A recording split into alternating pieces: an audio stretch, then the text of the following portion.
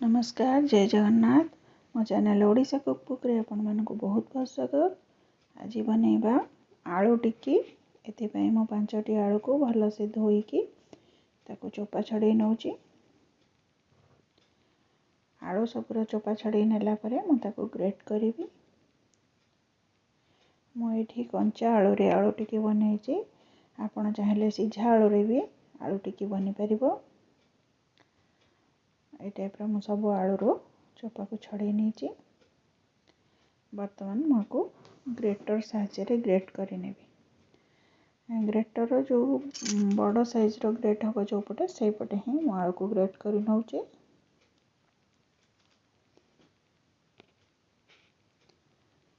देखो तो सब आलू ग्रेट कर नहीं। बर्तमान को पानी रे 4-5 थर धोई नेबी। धोई नेले जो आलूटा आमर रहीगला टे ब्राउन कलर आसे तो कलर भी भल आसो आमर ता स्टार्च अंश भी बाहरी जीवो।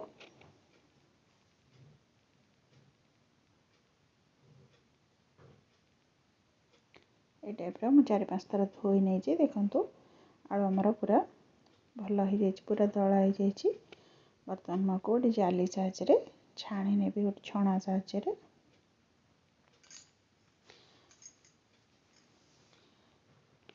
छणा साहाय्य छाणी नेली। आ बर्तमान मु कंसारे अल्प पानी देकी फुटिया पे बसैबी। देखो तो एति ही पानी देची। आलूर क्वांटिटी अनुसार देखिए आप पानी देवे जमती आलूटा बुड़ुथिबो। तो पानी आमर फुटी गलानी। एथिरे मु से ग्रेट होइतिबा आलू को पके नेबी। ग्रेट होइतिबा आलू को पके नेबी और 5 मिनिट पर्यंत ताको फुटेबी। आलूटा अधिक सिझिबनी, जस्ट अल्प टिके जस्ट सिझिथिबो। तो 5 मिनिट ही सिझेबे, बेसी सिझेबेनी।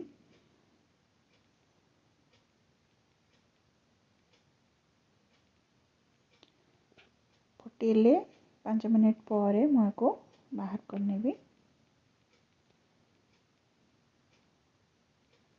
देखो तो बर्तमान मो आलू को बाहर कर नौची। आउ ए छणा साहाय्य आलू को छाणी नौची। आलूर सब पानी बाहरी गला परे मुझको कंसा को ट्रांसफर कर नेबी।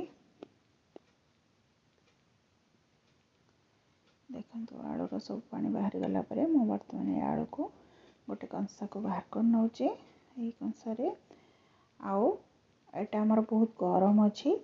आपण चाहले आलूटा ठंडा हला परे आपण ताको प्रस्तुत कर परिबे। मो किंतु शीघ्र हवा पाई मैं गरम गरम ही एथिरे सब मसला गुंड लुण हल्दी ऐड कर देइथिली। एथिरे हम पकेनेली आवश्यक मुताबिक लुण और हल्दी गुंड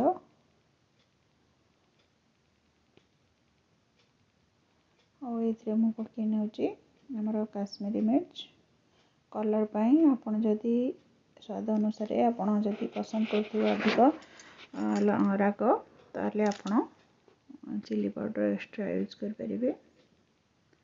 एथिरे हम पके नेली हमर धनिया गुंड, जीरा गुंड, चाट मसलार स्वाद को बहुत बढ़ाई दबो। आ एथिरे हम पके नेबे हमर अदा ग्रेट करी रखिची। आ कंचा लंका मध्य छोट छोट खंड रे काट रखची। धनिया पत्र धोईकी छोट छोट खंड रे काट रखची। सब को एथिरे मिसै नेबी आ पकेकी गोळै नेबी। एटा चामच साइज गोळै नेले एटा ठंडा भी धीरे धीरे हो जिवो। आलूटा टिके गोळै नेला परे म एथिरे आउ सब जिंस भी ऐड करिवि। पियाज भी काटिकी रखिची। देखो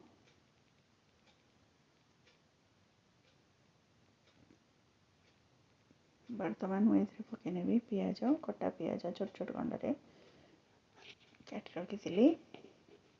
आउ एथिरे आको पके टिके गोळै नेबी। आउ टिके भी ठंडा हो जाउची। जेते थर गोळौची ता भितरे सेतिकी ठंडा हो जाउची।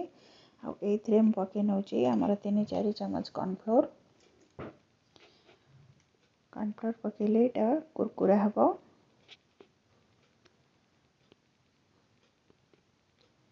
कॉर्नफ्लोर पके गोले नौची। कॉर्नफ्लोर पके टिके गोले नेला परे मैं इथरे बेसन पकेबी। बेसन आपण आलूर क्वांटिटी अनुसार पकेबे। आ बेसनटा आमर बाइंडिंग करिबारे साहाय्य करथाए। तो इथरे वर्तमान मु पके नेबे हमर बेसन।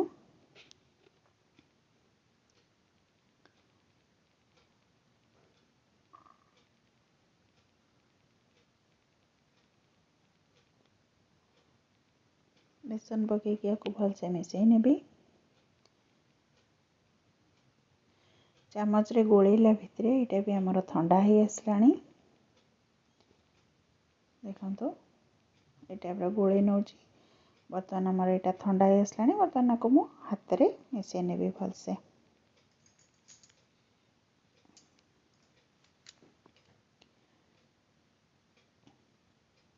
हाथ रे भलसे मिसई नेबी। तापरे स्टफिंग प्रस्तुत करी आलू टिकी पाई।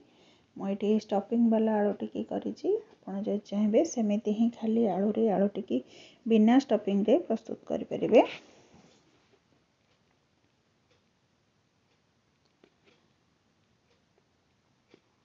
बर्तमान मु स्टफिंग पे रखिछि पनीर। अल्प पनीर को मु पूरा छोट छोट पीस रे काटी नउछि।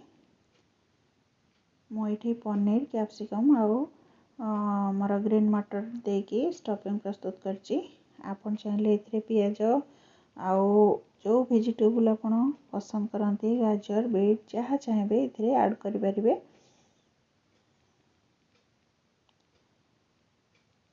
ये टाइप रो छोट छोट पीस रे पनीर को काटी नउछि।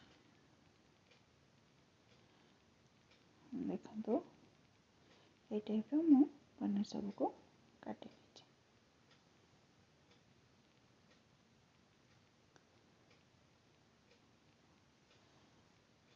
आउ एथिपे मु गोटे कैप्सिकम को छोट छोट खंड रे काटी रखिछि। आउ अल्प फ्रोजन मटर भी रखिछि। बर्तमान पनीर को हमें भाजी नबा तेल रे। देखंतु गोटे कैप्सिकम को मध्य मु छोट छोट खंड रे काटी रखिछि। बर्तमान कढ़ाई बसई नेछि सेतरे तेल पके देछि। तेल गरम हेतला एतरे प्रथमे पनीर को पके टिके भाजी नेला परे त तेल को एक्स्ट्रा ऑयल टाको बाहर कर नेबी। तेल को एटी बाहर करने से मु कैप्सिकम पके नेछि। एटी मु कम तेल रे करिछि। आउ आपण चाहिले पनीर को भाजी साला परे कैप्सिकम भाजीबे सब अलग अलग भाजी की करि परिबे। मु किंतु एठी एका संगे रे सब को भाजी की कर नेछि। देखंतु भाजी नेला परे मु एथरे सब जिंस ऐड करिवि।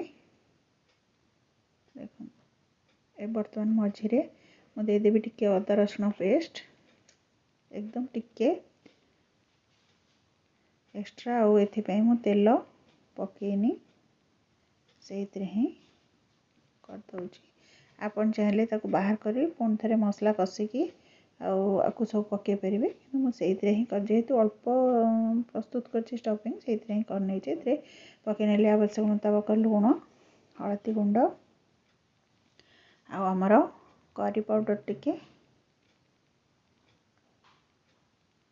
को गोली नउछि। और गैस रो फ्लेम को लो रखिछि नले जळी जिबार संभावना अछि। गुंड मसला पड़िछि। गैस रो फ्लेम को मु लो रखिछि। एथरे पके नउछि 2 चम्मच टमाटो सॉस। टमाटो सॉस हमर होममेड टमाटो सॉस आउ मैटा घरे बनैथिली। तो आपको पके की गोले नउछि। तो हमर प्रस्तुत हे गेला आलू टिक्की पई स्टफिंग। वर्तमान आमे चलंतु प्रस्तुत करिबा आलू टिक्की स्टफिंग वाला आलू टिक्की।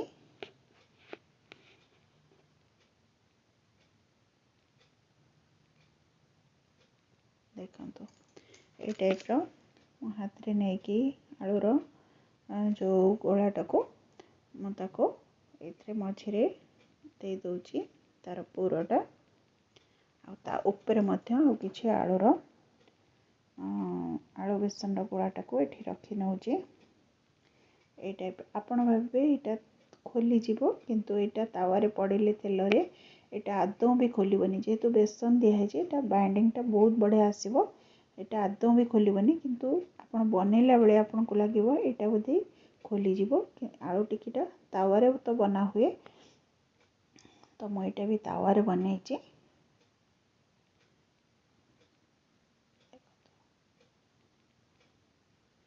ये टाइप सब आलू टिक्की मैं प्रस्तुत कर नौची सेपटे गैस रे मु तेल भी बसई देची तावा बसई कि से तेल पकई नहीं से भी गरम हो जाइए देखंतु एथिरे मु सब आलू टिक्की पकई नौची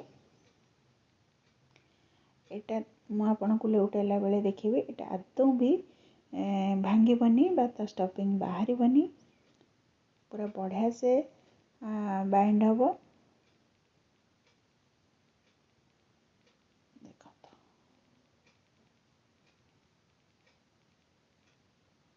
टाइप आम ताको लेउटे नवा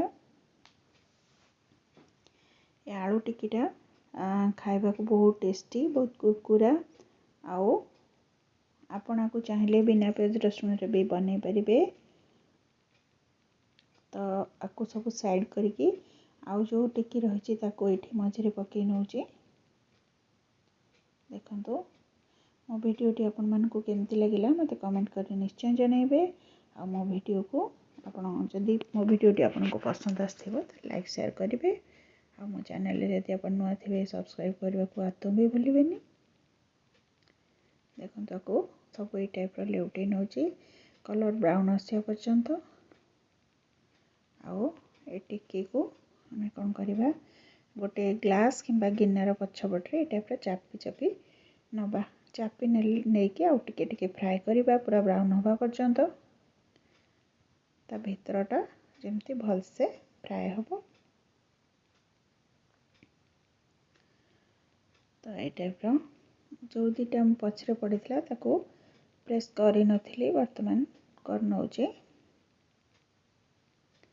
आओ ताको ब्राउन हवा पर्यंत हमें फ्राए करनवा ए आलू टिक्की को आपण चाहिए चटनी साहाय्य चटनी सहित मीठा चटनी हो खटा चटनी हो बा टमाटो सॉस हो चिली सॉस हो आपण जहाँ सहित चाहिए आपण खाई परिबे आ टेस्ट बहुत बढ़िया देखंतु हमर कलर आसीगलानी आलू टिक्की रो ब्राउन कलर आसीगलानी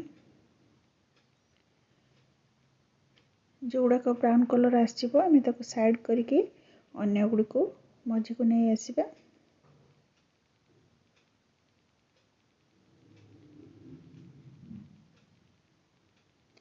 बर्तमान आम प्रस्तुत हो जाए आलू टिक्की ताको प्लेट को बाहर कर नौची को साइड कर नौची ता तेलटा बाहर आसो मझीरे आउ जो टिक्की रही ताको मझीरे तेल रे पकई नौची आ ब्राउन कलर टिक्की को बाहर कर नौची देखंतु